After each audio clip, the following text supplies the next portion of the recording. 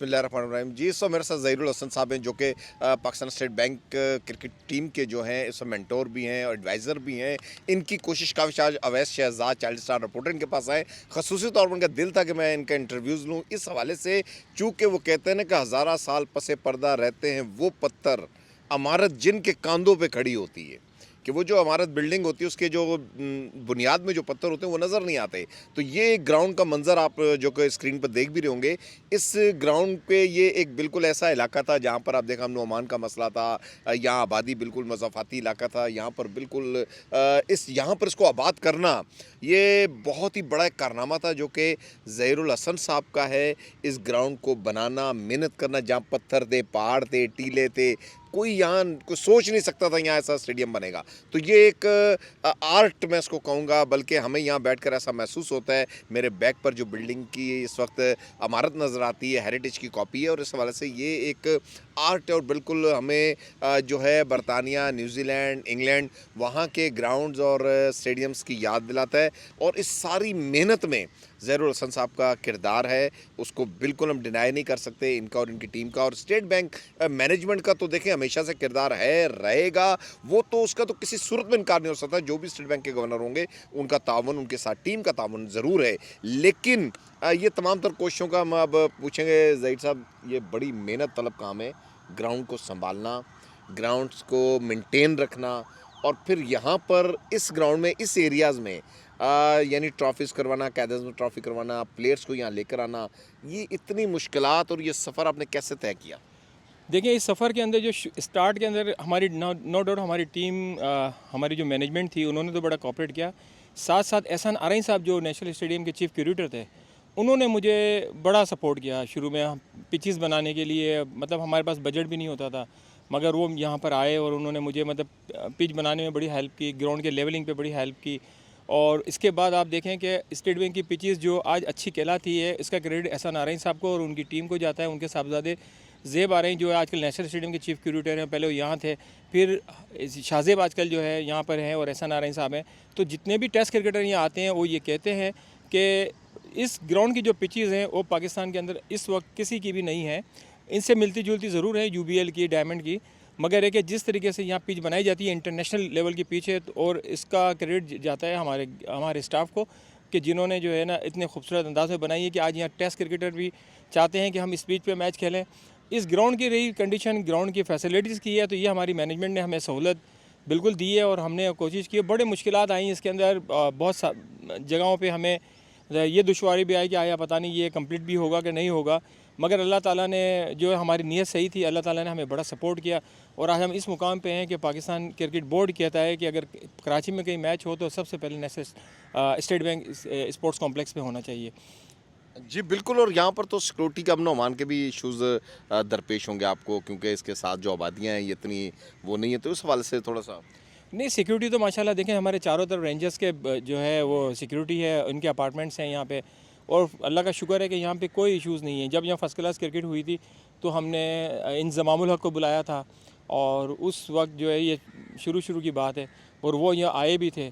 और अब तो हालात और अच्छे हो गए हैं जी यहाँ बिल्कुल। स्पोर्ट्स को बल्कि इंटरनेशनल प्लेयर पाकिस्तान में है, PSL ने बहुत ज़्यादा पूरी दुनिया को पाकिस्तान का जो सॉफ्ट इमेज वो दिखाया। और कराची तो वैसे भी अमन का और रोशनियों का शहर से कहा जाता, अब तो अमन का भी शहर है, खेलों का भी शहर बनता जा रहा है। अब बिल्कुल देखें, अमन का शहर बन गया माशाल्लाह, और रोशनियों का शहर पहले भी था, आज भी है, और खेलों का शहर जो है वो पहले भी था और अब भी बहुत ज़्यादा हो गया है। आप देखें हर जगह जो है, जब से डिपार्टमेंट क्रिकेट बहाल हुई है तो पेरेंट्स चाहते हैं कि हमारा बच्चा भी जो है क्रिकेट खेले और जो है हमारा बच्चा भी जो है किसी डिपार्टमेंट में जाए ताकि उसको सैलरीज भी मिले।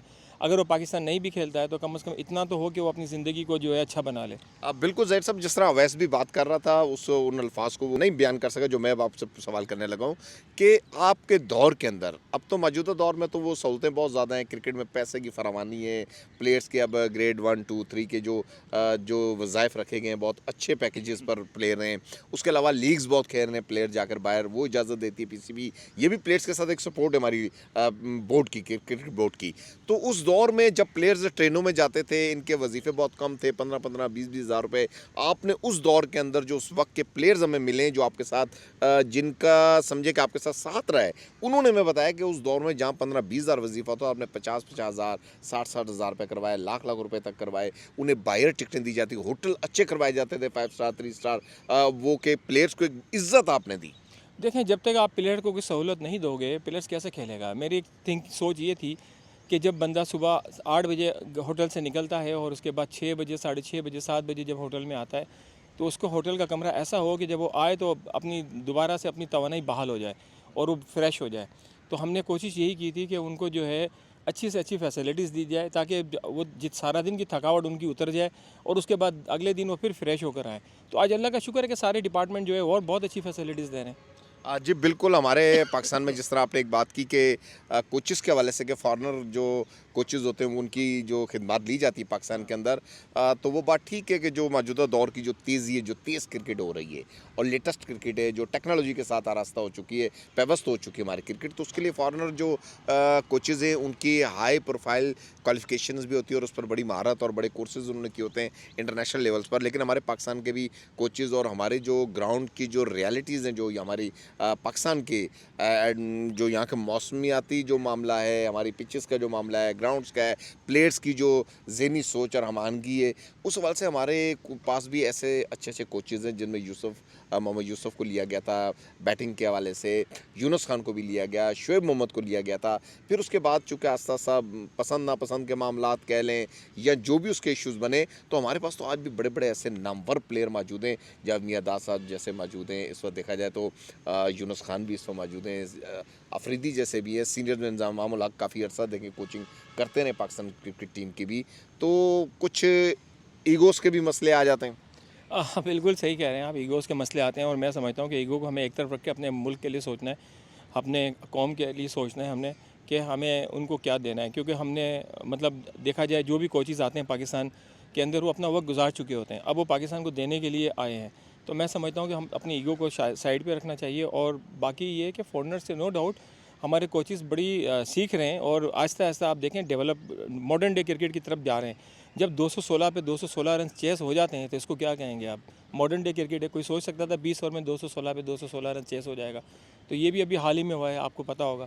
तो अब ये मॉडर्न डे क्रिकेट यही है कि आपने जो है ना वहाँ जाके 20 ओवर के क्रिकेट के अंदर ये नहीं है कि 6 ओवर में 40 रन अपने बनाने हैं, 6 ओवर में आपने 70 रन बनाने, तब आप 200 के स्कोर को टच करेंगे और उसके बाद जो है आप के मैच जीतने की तरफ जाएंगे। तो मैं समझता हूँ कि हमारे कोचेज़ भी जो है ट्रेनिंग हासिल कर रहे हैं और इंशाल्लाह ताला आने वाले दिनों के अंदर मुझे लग रहा है कि हमें हमारे कोचेज़ ही नज़र आएंगे। इस हवाले से ये भी हमारे जो इखलाकी लिहाज से तरबियत का जो इशू है, ख़ासतौर फिजिकल फिटनेस के हवाले से, तो हमारी टीम को काकुल अकेडमी भी भेजा गया, उसमें कुछ एतराज़ात भी रहे, कुछ प्लेयर्स ने उस पर वो भी किए, लेकिन बहरहाल वहाँ ट्रेनिंग फिटनेस करवाई गई। फिर कुछ ये चीज़ें में कि वहाँ क्रिकेट्स को कोई तरह ख़ास फ़ायदा नहीं हो सकता, क्रिकेटर्स की जो फिज़िकल अपनी एक फ़िटनेस होती है। उसके साथ साथ जो अब इश्यूज़ हमारे पास ये है कि इखलाकी तरबियत से मुराद ये करूँगा, उनकी ज़हनी तरबियत से साइकोलॉजिकली बात इसलिए करूँगा कि प्लेयर्स को ये बावर करवाना चाहिए कि वो पाकिस्तान के लिए खेल रहे हैं, पाकिस्तान के परचम की सरबुलंदी के लिए खेल रहे हैं। वो खाली एक प्लेयर नहीं है, वो खुद एक कुछ नहीं है। अगर पाकिस्तान ना हो, पाकिस्तान का टैग ना उनके साथ ना हो, पाकिस्तानी टीम ना हो, तो उनकी कुछ ज़ीरो हैं वो। तो पाकिस्तान के लिए वो खेले। यहाँ कुछ मेरे ख्याल है कि वो भूल जाते हैं शायद। लीग्स में वो देखें, जब वो आते हैं प्राइवेट लीग्स में जाते हैं खेलने के लिए दीगर ममालिक में, पाकिस्तान में पैसा मिल रहा होता है तो बड़ा अच्छा परफॉर्म करते हैं, सर धड़ की बाजी लगा देते हैं, उनकी लंबी लंबी डाइव्स भी हम देखते हैं, उनका यानी कोशिश भी देखते हैं। लेकिन जब वो कौमी टीम के लिए खेलते हैं तो वहाँ पर कुछ मामलात थोड़े से ऐसे नज़र आते हैं। देखें, पहली बात तो ये है कि पर्सनल जो मामलात होते हैं वो मैं समझ रहा हूँ कि उनको अपनी हद तक रखना चाहिए। मगर जो टीवी पे मैच आ रहे होते हैं तो हर प्लेयर की ये ख्वाहिश होती है कि हम हर जगह परफॉर्म करें, क्योंकि उनकी परफॉर्मेंस ही उनको लीग के अंदर अच्छा कॉन्ट्रैक्ट दिलवाती है। तो मैं नहीं समझता कि वो कोई डेलिबरेटली या जानबूझ करके कोई अपनी परफॉर्मेंस को ख़राब करता होगा। वो एक अलग बात है कि थोड़ी सी एनर्जी कम कर देते होंगे कि चलो यार यहाँ तो ठीक है, मौका मिल गया है, वहाँ आगे के लिए सोचें। मगर मेरा नहीं ख्याल है। अब तो पाकिस्तान के अंदर आप देखें कि प्लेयर्स अगर हमारी PSL में भी जान मारते हैं तो पाकिस्तान टीम में भी जान मारते हैं, और वो BPL के अंदर भी जान मार रहे होते हैं, तो ऑस्ट्रेलिया की लीग में भी जान मारते हैं। तो मैं समझ रहा हूँ कि अब आहिस्ता आहिस्ता ये सिस्टम ख़त्म हो रहा है और प्लेयर्स भी समझ रहे हैं कि पाकिस्तान के क्रिकेट अगर हम हैं तब बाकी लीग के अंदर भी हमें, अदरवाइज़ फिर उनको कौन पूछेगा अगर पाकिस्तान से नहीं खेलेंगे तो। एक चीज़ में ज़रूर पाकिस्तानी प्लेयर्स जो बड़े इम्प्रूव हुए और बड़ी खुशाइन बात है कि हमारे अब प्लेयर्स के अंदर वो मैच फिक्सिंग के जो इल्ज़ामात थे वो उन पर नहीं है। अरशद राज वो पहले एक चीज़ हुई जो कि हमारे दुश्मन मुल्क ने ट्रैप किया और उसमें बहुत ज़्यादा हमें नुकसान दिया। हमारे वो उभरते हुए प्लेयर थे आसिफ जैसे, समल आमिर जैसे, और इन प्लेयर्स के ऊपर ऐसे मामलात रहे। लेकिन उसके बाद वो चूँकि उन्हें ट्रैप किया गया, उन्हें फंसाया गया, हमारे प्लेयर्स इस चीज़ के मुतामिल नहीं थे। लेकिन अब बहुत ही मैं कहता हूँ कि ब्राइट और बहुत ही अच्छा नज़र आ रहा है हमारे प्लेयर्स का। आप बिल्कुल ठीक कह रहे हैं। अल्लाह का शुक्र है कि एक अरसा गुजर गया कि अब इस तरह के कोई ना इल्ज़ामात लग रहे हैं, ना कोई ब्लेम लग रहा है, और मेरे ख्याल है ना कोई प्लेयर जो है इस तरह की कोई कोशिश कर रहा है। अब हर प्लेयर अलर्ट है, अपनी इज़्ज़त के लिए खेल रहा है, अपने मुल्क की इज़्ज़त के लिए खेल रहा है और पूरी जान लगा रहा है। तो इंशाअल्लाह ताला मुझे उम्मीद है कि ना अब कोई ऐसा इल्ज़ाम लगेगा और ना आने वाले दिनों में ऐसा इल्ज़ाम लगेगा। जी बिल्कुल, ये पाकिस्तान क्रिकेट जो फलती-फूलती देखना चाहता है, पाकिस्तान का बच्चा-बच्चा, पाकिस्तान में क्रिकेट के लवर्स जो है वो बहुत ज़्यादा है। और यहाँ कौमी खेल तो हॉकी है, लेकिन जो क्रिकेट को मोहब्बत और प्यार मिलता है वो क्रिकेट को ही मिलता है और क्रिकेट के खिलाड़ियों को मिलता है। इसके साथ-साथ हम अपनी दीगर खेलों को भूल नहीं सकते, स्नूकर्स को, वॉलीबॉल को। हालिया भी वॉलीबॉल के अंदर बहुत अच्छा परफॉर्म किया है, स्क्वैश के अंदर बहुत अच्छा किया।